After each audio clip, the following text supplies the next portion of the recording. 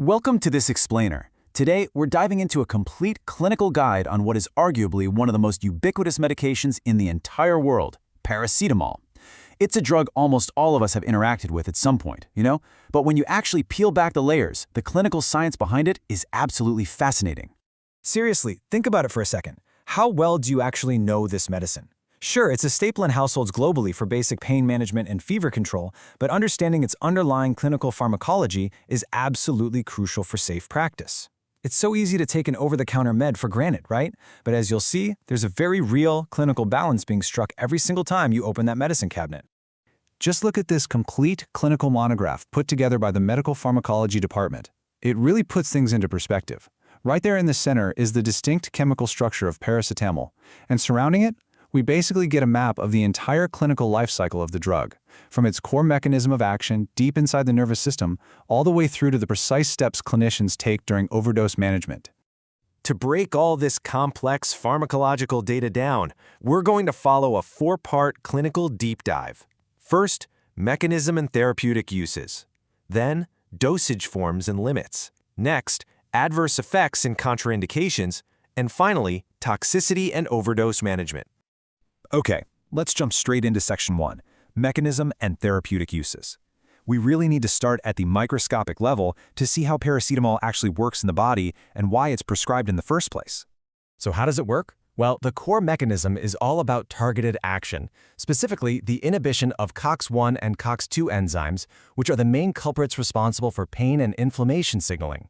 But the really critical detail here is where this happens. It's localized almost entirely within the central nervous system, or CNS, and it's this specific localized inhibition that directly drives its antipyretic, or fever-reducing action. Clinically speaking, this CNS mechanism makes the drug incredibly versatile for the primary indications we have listed here. It acts as a great general analgesic for everyday pain relief and an antipyretic for lowering fevers, but it also scales up beautifully to manage more intense conditions like the chronic joint pain associated with osteoarthritis, and it's even standard protocol for managing acute post-operative pain in hospitals. Now that we've got the how and the why down, let's move right along to Section 2, Dosage Forms and Limits. Because, let's face it, getting the administration right is just as important as the drug itself. We've got a massive variety of administration routes here. Options literally range from your standard oral uncoated tablets to specialized IV infusions used strictly in clinical settings. What you really want to pay attention to here, though, is the pediatric dosage, specifically that strict rule of 10 to 15 milligrams per kilogram via oral syrup. Notice the stark contrast in dosing strategies between the age groups. Adult dosing is pretty straightforward. It exists in fixed, predictable brackets, typically 500 to 1,000 milligram intervals. But pediatric dosing is a whole different ballgame. It must be strictly weight-adjusted, using that 10 to 15 milligrams per kilogram rule we just mentioned, or rely on specifically formulated static doses like a 250 milligram rectal suppository. It's a completely tailored, customized approach for kids. But here's the absolute most crucial number you need to remember across the board: 4,000.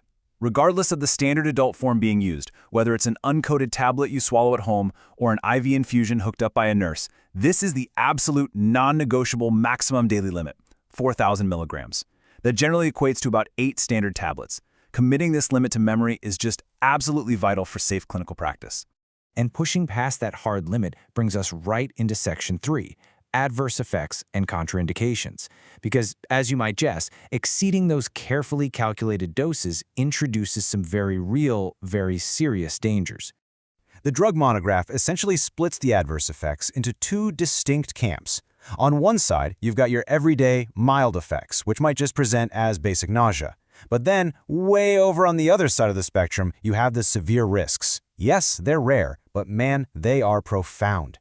The source specifically highlights SJS, that's Stevens-Johnson syndrome, and hepatotoxicity, which is severe, life-threatening liver damage. Because of that huge risk of hepatotoxicity, the clinical guidelines have to draw a hard line. Paracetamol is strictly contraindicated for anyone with existing severe hepatic impairment. Think about it. The liver is already compromised, so adding a drug known to potentially stress the liver is a total non-starter. And of course, as with all medications, it's a no-go for anyone with a known allergy to the compound. So what happens when those contraindications are ignored or someone blows right past that 4,000 milligram daily limit? The body system becomes totally overwhelmed. And that brings us to our final and definitely most critical section, toxicity and overdose management. In an overdose scenario, clinicians aren't just flying blind, they're actively hunting for specific, measurable indicators of toxicity. The ultimate red flag? Elevated liver enzymes on a blood test. To make sense of those enzyme numbers alongside the exact timeline of ingestion, medical professionals rely on a specialized chart called a nomogram. This nomogram is the holy grail. It definitively dictates whether or not the patient requires the specialized NAC antidote.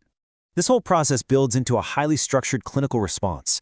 During an overdose event, we can literally trace the exact pathway of the drug, from the initial ingestion, through its absorption in the gut, straight down to how the liver desperately tries to process the massive load. But look right here at step 3. This is where the biological danger truly spikes. During the hepatic metabolism of a massive dose, the liver produces a highly toxic byproduct called NAPQI. This specific metabolic stage is the exact culprit behind the severe hepatotoxicity we talked about a minute ago. The liver simply can't clear the NAPQI fast enough, and the tissues starts taking heavy damage. And that is exactly why we need our medical countermeasure. Enter the antidote, NAC. When administered, it specifically steps in to neutralize that toxic NAPQI buildup. Getting NAC into the patient at this critical juncture is literally the defining factor. It ensures ultimate liver protection and saves the patient from catastrophic organ failure. It's a real lifesaver. As we wrap up this explainer on paracetamol, I want to leave you with this final thought. Considering this medication sits quietly in practically every home medicine cabinet around the world, how carefully are we actually balancing the sheer convenience of primary pain relief with the severe biological realities of hepatotoxicity? It really is a delicate, razor-thin line between therapeutic benefit and toxicity, all bundled into one ubiquitous little tablet. Thanks so much for joining me on this